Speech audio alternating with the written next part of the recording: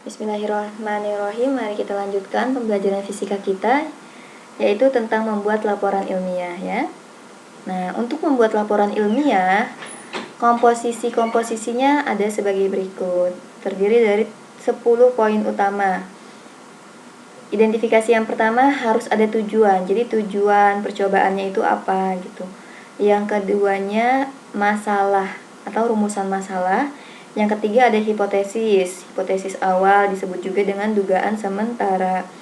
Komposisi yang keempat terdiri dari variabel bebas yang dapat diubah secara bebas. Yang kelima ada variabel terikat. Variabel terikat ini diteliti atau ditentukan dan berpengaruh karena variabel bebas. Dia berpengaruhnya karena ini nih.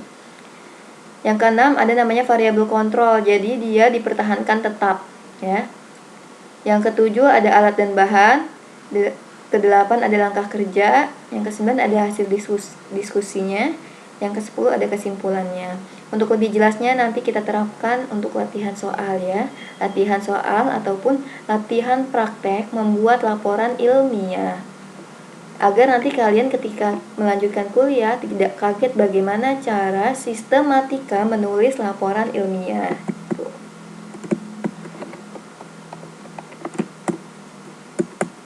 Selanjutnya, peran fisika dalam kehidupan sehari-hari itu ada apa aja sih? Pastinya kan banyak kan ya yang kaitannya dengan fisika. Misalkan gini, ketika kalian ada di rumah, ada benda apa aja yang ada hubungannya dengan fisika? Banyak banget, pasti lampu. Kalian punya lampu dong di rumah. Nah, lampu itu juga adalah salah satu penerapan dari fisika. Hubungannya apa? Ada tentang alat optik atau gelombang, tentang cahaya, itu dari lampu. Belum benda yang kedua, misalkan ada kipas angin, itu juga salah satu penerapan peran fisika dalam kehidupan kita. Ada lagi namanya layar LCD, layar laptop, dan lain-lain.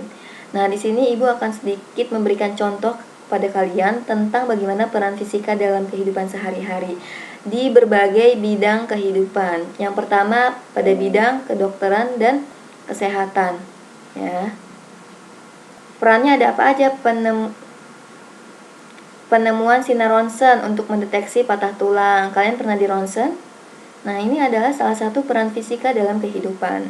Penerapan fisika. Yang kedua ada penemuan sinar laser untuk memecah batu ginjal dalam tubuh. Nah, Masya Allah kan? Selanjutnya pada bidang pertanian, contohnya itu mesin bajak sawah. Sedangkan pada bidang transportasi, contohnya pembuatan mobil, motor, pesawat, kapal, kereta cepat dengan menggunakan superkonduktor. Selanjutnya peran fisika di bidang industri, ada pembuatan mesin diesel, tentang sonar. Terus di bidang komunikasi ada fiber optik untuk jaringan internet. Kalian tahu kan ya jaringan yang suka ditanam-tanam itu juga ada hubungannya dengan serat optik. Ada gelombang elektromagnetik pada HP. Peran fisika di bidang energi, ada penggunaan radioaktif sebagai reaktor nuklir, ada namanya sel surya sebagai energi alternatif. Nah, jadi penerapan fisika dalam kehidupan banyak sekali di bidang-bidang apapun itu.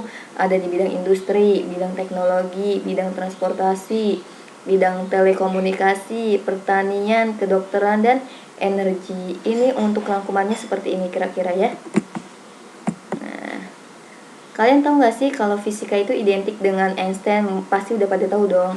Nah, tapi coba, sebenarnya fisikawan muslim yang berpengaruh di dunia itu sangat banyak. Jadi kita jangan hanya mengenal Einstein saja. Kita harus tahu fisikawan muslim karena kita sesama muslim gitu ya. Kita harus menduniakan sesama kaum muslimin. Nah, ini ada Al-Khawarizmi. Dan siapa ajakah ini? Kalian harus cari tahu nih. Ya kan? Siapa tahu sesekali nanti Ibu akan mengeluarkan di soal tuh foto ini tuh siapa, penemuannya apa di bidang fisika. Di bidang fisika penemuannya apa, mereka-mereka ini nanti cari tahu ya. Kalian harus mengenalnya. Pasti juga kalian tahu tentang Newton, Sir Isaac Newton itu. Nah, di sini kita mulai pelajari, kita cari tahu tentang keselamatan kerja di laboratorium. Kalau kita mau melakukan kegiatan praktikum di laboratorium, kita harus bisa menjaga diri kita agar kita dapat jauh dari namanya cedera, dapat jauh-jauh dari namanya kecelakaan ya, dapat menjauhi dari namanya bahaya. Jadi kita harus tahu dulu apa aja sih keselamatan kerjanya gitu. Nih, jenis bahayanya yang bisa aja kemungkinan terjadi ada kebakaran, ledakan, keracunan, iritasi, luka, dan sengatan listrik. Jadi kalian tahu nggak caranya atau usahanya apa aja sih yang harus kita lakukan demi mencegah kecelakaan di laboratorium? Nah, itu harus dicari tahu.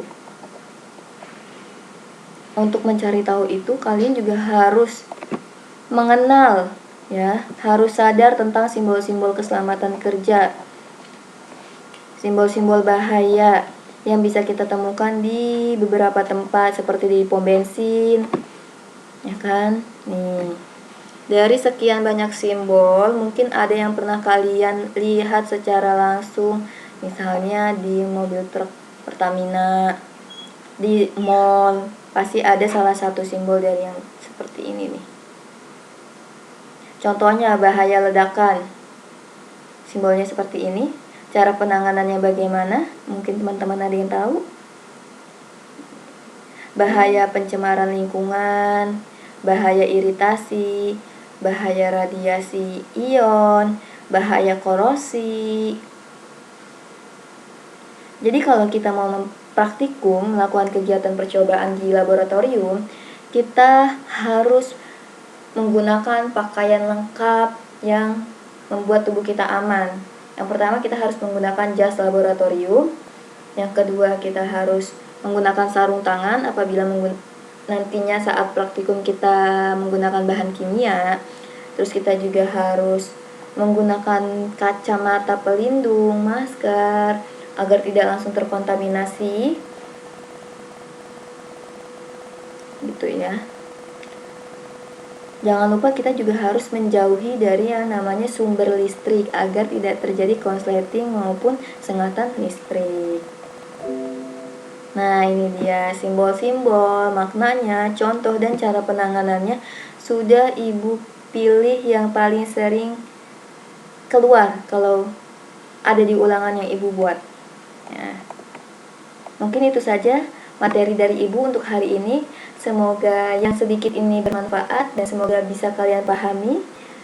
Sekian dari Ibu, kekurangannya itu dari Ibu. Apabila ada yang lebih itu datangnya dari Allah. Kurang lebihnya Ibu mohon maaf. Ibu akhiri. Wassalamualaikum warahmatullahi wabarakatuh.